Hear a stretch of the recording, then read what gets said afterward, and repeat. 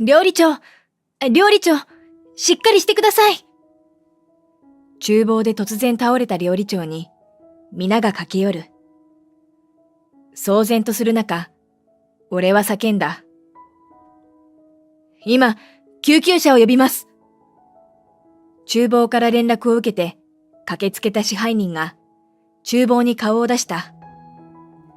料理長が倒れたって、どういうこと？それが、いきなり倒れて、意識がなくなって、今、救急車を呼んでいるところです。ストレッチャーで運ばれていく料理長を見送った支配人が、青ざめた顔でつぶやいた。料理長がいないんじゃ、宴会の準備に間に合わない。通常、料理長がいない場合は、副料理長がその役を務める。だが、ここには副料理長がいない。それだけでなく、一人前として認められる8から10年以上のキャリアを持つベテラン料理人すらいないのだ。うちのホテルは観光地にあるため、平日も常に宴会予約が入っている。今日は6件もの宴会が入っており、宴会場ごとに異なるメニューを提供する。そのため、正確で完璧な料理を時間通りに提供するためにも、的確な判断をして指示を出す料理人が必要だ。だが、それができる人間がここにはいない。いや、たった一人いるのだが。面接の日、俺は緊張した面持ちで支配人の前に座った。支配人がこんなに若くて綺麗だなんて聞いていない。彼女は俺を一別して履歴書に目を通すと顔を上げた。徳永博人さん、38歳。調理師の免許は持っているものの、調理場での経験はないと書かれていますが、俺は、はい、と短く答えた。虚偽の履歴書は受け付けられません。きっぱりと言い放ち、履歴書を突き返される。徳永さん、あなた帝京ホテルで総料理長をされていましたよね。しかもフランスの有名ホテルで修行もされて、華々しい受賞歴もある。しまった。俺のことを知っていたのか。東京から離れた大分の温泉地なら、俺のことを知っている人はいないだろうと、高をくくっていた。申し訳ありません。うなだれて、支配人に謝罪する。どうして嘘をついて、見習い料理人として働こうとしたんですか？それは、ためらいつつも、俺は過去について語り出した。料理人は年功序列ではないとしつつも、若い世代が出世するのは非常に厳しい世界だ。見習いから経験を積み重ねていき、料理長になれるのはだいたい50代になってから。そんな中、俺は30代という若さで、従業員300名以上を抱える巨大ホテルの調理部門のトップに立った。それは、俺が高級ホテルの料理人を一旦辞め、フランスの一流レストランで実績を積み上げてきたことへの評価もあるが、時代の流れが大きいだろう。ホテル側で大きな変革を望んだため、異端児である俺を料理長に抜擢したのだ。というのも、以前働いていた同じホテルで再び働くというのは異例の出来事だからだ。部下の中には昔、俺が見習い時代にお世話になったというより、こき使われた先輩方もたくさんいた。多くの先輩方をごぼう抜きにして、一気に料理長の座についた俺が気に食わなかったのだろう。料理長に就任した日から、俺は嫌がらせを受けるように、指示した食材が届かなかったり、調理中の指示が聞こえないふりをしたり、俺が指示したのとは違うやり方をして口裏を合わせたり、数え上げればキリがない。女の嫉妬は醜い、なんて言われるが、男の嫉妬はもっとひどいものだと肌で感じた。当然、それはお客様に提供する料理にも影響し、その責任は料理長である俺にかかってくる。俺は支配人から注意を受けることになった。こんなチームワークでは、お客様に喜ばれる料理なんて提供できるはずがない。そう思った俺は、辞表を提出。ホテルを去ったのだった。それで、どうしてまた料理人として働こうと？支配人が俺をじっと見つめる。他の業種でも働いてみたんですが、ダメでした。私は料理が好きなんです。もう、責任ある役職には就きたくない。ただただ、好きな調理に関わっていたいんです。俺の答えを聞き、支配人は沈黙した。重苦しい空気を感じて、逃げ出したくなる。いいでしょう。正直うちは人手不足で、あなたの実力なら重要なポジションを任せたいところですが、見習い料理人として採用します。でも、わざと手を抜くことは許しませんので。俺は、はい、と勢いよく答え、頭を下げた。どうぞよろしくお願いします。嘘をついて、見習い料理人として働ければと思っていたが、事情を知って受け入れてもらえたことで気持ちが軽くなった。こうして俺は和食調理部門で働くことに。本日よりこちらで見習いとしてお世話になります。徳永博人です。どうぞよろしくお願いします。厨房にいる15名ほどの従業員に向かって頭を下げる。俺の他にもう一人新人がいた。彼は中谷くん。今年の3月に調理師専門学校を卒業したばかりで20歳だという。俺にもこんな頃があったな、と懐かしくなる。今日から新人実習。料理長が従業員たちを簡単に紹介してくれた。副料理長がいないのは休みなのだろう。パート女性を除いて正規で働いている料理人の年齢が全体的に若いのは早くから働いているからだろうか。そんなことを考えながら紹介されるたびに軽く頭を下げた。徳永、調理の経験は？料理長に尋ねられ、俺は首をすくめた。すみません。調理師免許は持っているんですが、調理場での勤務経験はないんです。使えねえなあ。途端に料理長が顔をしかめた。それじゃ、早速仕事に取り掛かってもらうぞ。新人実習とは名ばかりで、すぐに指示が飛んでくる。ランチで使用する器、持ってきて。どれですか？仕込みの手伝いしてくれ。何をすればいいですか？洗い物溜まってきたから、調理器具洗っとけよ。はい。こうなることは予想がついていた。どこの店に行っても、基本的に丁寧に教えてもらえることなどない。基本は、見て学んで覚えろ、だ。俺はそれを経験から分かっているので慣れているが、中谷くんはあたふたしていた。あんた、手つき慣れてるね。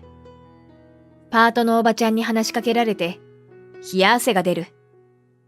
趣味が料理で、よく家でも作ってるんです。ああ、そんな旦那が欲しかったわ。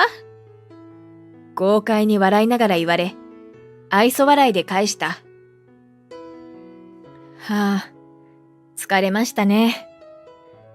ようやく休憩となり、中谷くんが倒れ込むように床に座る。休憩って15時まででしたよね。中谷くんに聞かれ、くすりと笑う。ああ、でも、俺たち見習いは雑用あるから、2時間も休めないと思うよ。俺の言った通り、休憩中にゴミ出し、残ってた洗い物、備品チェックと補充をすることに。慣れない作業だったこともあり、休憩が取れないまま、午後の業務に突入したのだった。15時からは夜の宴会に向けた準備を始める。料理長は板場に立ちながら指示を飛ばしていた。出汁の味、確認したんだろうな。おい、のろま、そろそろ焼き物の準備しろ。厨房を見ながら違和感を覚える。煮方や蒸し場、前菜場などを担当する人たちの手際が悪い。経験が浅いのか？だが、俺も悠長にしている暇はない。すぐに自分のやるべきことに取り掛かった。夕食提供が一区切りしたら、翌日の仕込みだ。仕込みが遅れている場所を手伝えと言われ、厨房を駆け回る。仕込みが終わると、先輩料理人たちは帰宅するのだが、見習いはそうはいかない。後片付けに加えて待っているもの。それが自主練だ。これなら使っていいぞ。料理長から許可された食材を使い、技術の向上を図る。だし巻き卵、大根のかつらむき、内物は1年以内にものにしとけ。使えねえやつはいらねえからな。ちなみに内物とは、材料をまな板に乗せて切っていくことだ。この基礎ができなければ、次の段階にステップアップすることはできない。初日からきついっすね。料理長、めちゃめちゃ怖いし。料理人の離職率は驚くほど高い。長時間の肉体労働、安月給、休みの少なさ。加えて上下関係の厳しさとくれば逃げ出したくなるのもわかる。愚痴をこぼす中谷くんに一緒に頑張ろうと励ました。翌日からも新人実習とは名ばかりの下働きが続く。いつまで経っても副料理長が顔を見せず、ベテランと思える人たちも来ない。疑問に思った俺は、長年働いているというパートのおばちゃんに尋ねてみた。副料理長って長期休暇中なんですか？宴会準備回すの、このメンバーだけじゃ大変ですよね。おばちゃんの顔が曇る。実は、料理長と副料理長が大喧嘩して、副料理長が辞めちゃったのよ。そしたら、彼を慕ってたベテランの子たちも次々辞めちゃって。支配人が人手不足で俺に重要なポジションにつけたいと言っていた理由が分かった。今は料理長が目を光らせて指示を出しているので、なんとかなっているが、料理長がいなくなったら、この厨房は大変になるだろうな。そう思っていたことが現実になってしまった。どうしよう。どうしたらいいの？頭を抱える支配人を目の前にし、俺の心が大きく揺れる。過去はすべて捨てて、一からやり直すと決めたはずだった。でも、俺は料理人でいることを諦められなかった。そんな俺を支配人は理解し、拾ってくれたんだ。ぐっと拳を握り、支配人の前へと進む。支配人、俺に任せてもらえませんか？支配人が俺に顔を向ける。徳永さん、いいんですか？はい。力強くうなずくと、先輩料理人たちが一斉に声を上げた。支配人、何言ってるんですか？こいつ、未経験の見習いですよ。彼らの声を遮り、支配人が説明する。こちらの徳永博人さんは、帝京ホテルで料理長を務めていた方なんです。フランスの一流レストランでの経験もあり、数々の受賞歴もあります。皆の驚いた視線が一斉に俺に向けられる。黙っていて申し訳ありませんでした。嘘をついて働いていたことに重い罪悪感がのしかかってくる。そこに、よかった。俺、同じ見習いなのに、全然徳永さんみたいにできないって落ち込んでたんですよ。そりゃ、元料理長ならレベチに決まってますよね。中谷くんの明るい声に救われる。レベチって何よ。おばちゃんが質問し、レベルが違うって意味ですよ。中谷くんが答えていると、ほらほら、そんな話してる時間はないでしょ。徳永さん、どうぞよろしくお願いします。支配人の声が響き渡った。不安な心持ちで厨房を見渡すと、先ほどの不満げな表情が先輩から消え、頼むぞといった面持ちになっている。はい。ストップしてしまった作業を再開しなければならないが、続きをやればいいというわけではない。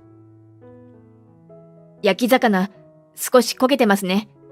焼き直してください。指示を受けた焼き方の料理人が反論する。でも時間がありません。これくらいの焦げなら。こちらの事情はお客様には関係ありません。どんな時でもお客様には完璧な料理を出さなければいけません。それからお皿も温め直してください。各セクションの動きを見て指示を出しながら時には自らも入り準備を進めていく。徳永さんの刺身、すげえ。なんていうか、いつもより格が高く見えるの、なんでなんだ？同じ食材使ってるはずなのに。俺が盛り付けた刺身に、先輩たちが息を飲む。宴会はまだあと5件あるんですよ。立ち止まっている暇はありません。彼らに葉っぱをかけた。こうして俺たちは、なんとか時間通り、すべての宴会料理を作り上げることができた。最後の御膳が運ばれるのを見届け、肩の力が抜けていく。徳永さん、本当にありがとうございました。支配人に頭を下げられ、恐縮する。いえ、そんな。こちらの事情を考慮して、今まで黙ってくださり、ありがとうございました。中谷くんが首をかしげた。どうして徳永さんは立派な肩書きがあったのに、見習いとして入ったんですか？彼らに黙っているわけにはいかないだろう。俺は支配人に話したことを彼らにも明かした。それを聞いて一人の先輩料理人が口を開いた。うちでも料理長からの嫌味や悪口がひどくて、それに耐えかねた副料理長と喧嘩になって、副料理長と長年一緒に働いてきた先輩たちは彼についていき辞めたんです。残った彼らも本当は退職したかったものの、生活や家族のこと、ホテルの今後を心配して辞められなかったのだという。支配人が深く頭を下げた。私が支配人でありながら、従業員が働きやすい環境を整えることを怠っていたため、こんな事態になってしまいました。大変申し訳ありませんでした。これからは、みんなが働きやすい環境を目指すと話したところで、支配人が俺に振り返る。徳永さん、どうかご協力いただけませんか？あなたの力が必要なんです。支配人だけでなく、その場にいた従業員全員が俺に頭を下げる。俺だけでなく、みんなでいい職場環境にしていきましょう。ここでなら、もう一度、やり直せるかもしれない。料理長は、くも膜下出血であったことが判明。命は取り留めたものの、右半身に麻痺が残っているため、もう包丁は握れない。彼が何より心配したのは、自分の命や家族のことではなく、厨房のことだった。厨房は回ったのか、宴会料理を時間通りに出せたのかを一番に尋ねたという。彼が料理長として皆を引っ張っていこうと頑張ってきたのは間違いない。だが、強引で人を馬鹿にするようなやり方では誰もついていけなかったのだ。彼だけに責任があるとは思わない。これは飲食業界全体に蔓延する悪しき風習だからだ。その日、昼の休憩をしていると、ちょっといいですか？支配人に呼ばれた。今日ここにお呼びしたのは、取材の申し込みが来たからなんです。どこからか、帝京ホテルの元料理長が、現在はうちのホテルで料理長をしていると知られてしまったらしくて、取材をしたいと申し込んできました。東京の高級ホテルの元料理長が、なんで大分のホテルで料理長をやっているのか、興味津々といったところだろう。徳永さんに無理強いはしません。嫌ならお断りしますし。そう言った支配人に、俺は笑顔で答えた。お受けします。このホテルにとってもいい宣伝になるでしょうし、うちの宴会料理の素晴らしさを多くの人に知ってもらいましょう。そんな俺に対し、支配人は不安そうな顔を見せた。本当にいいんですか？俺が力強くうなずくと、支配人が大きく息を吐く。徳永さんが料理長になってから、料理の質が上がっただけでなく、従業員たちからも働きやすくなったとの声を聞きます。指示が明確で分かりやすいだけでなく、いつも丁寧に接してくれるし、感謝の言葉を伝えてくれるから、やる気が出ると。だから、どうしても徳永さんを失いたくないんです。潤んだ瞳で見つめられ、変な勘違いをしそうになって、焦る。それは、光栄です。大丈夫ですよ。ここを辞めることはありませんから。俺が顔を赤くすると、支配人が笑う。私、実は以前に、徳永さんの料理をいただいたことがあるんです。突然の告白に驚く。そこで食べた料理の美味しさが忘れられなくて、一体どんな人が作ったんだろうって気になりました。その後、徳永さんのインタビュー記事を読んで、この人なんだって思って。そんなに前から俺のことを知ってくれていたのかと考えていると、支配人がじっと俺の顔を見つめた。だから、徳永さんが料理長を辞めたって知ったときは、驚いたし、ショックでした。でもまさか、ここで再会するなんて、夢にも思いませんでした。私が退職した理由を聞いて、がっかりされたんじゃないですか？俺の言葉に、支配人がうなずく。がっかりしました。徳永さんの実力を妬んで、嫌がらせをした同僚たちの人間性のなさに。でも、それがうちのホテルでも起こっていたのを知らなかったなんて、支配人失格ですよね。飲食業界ではよくあることです。でも、それが常識になってはいけないし、変えていかなくてはと思っています。支配人は笑顔で答えた。徳永さんならできますよ。これからもどうぞよろしくお願いします。こちらこそよろしくお願いします。頭を下げた俺に、今度は支配人が顔をあからめて尋ねる。ところで、徳永さんが独身なのは知っていますが、彼女、というか、お付き合いされている方はいらっしゃるんですか？バクンと心臓が大きく跳ねる。どうやら俺の新しい一歩は私生活でも始まりそうな予感だ。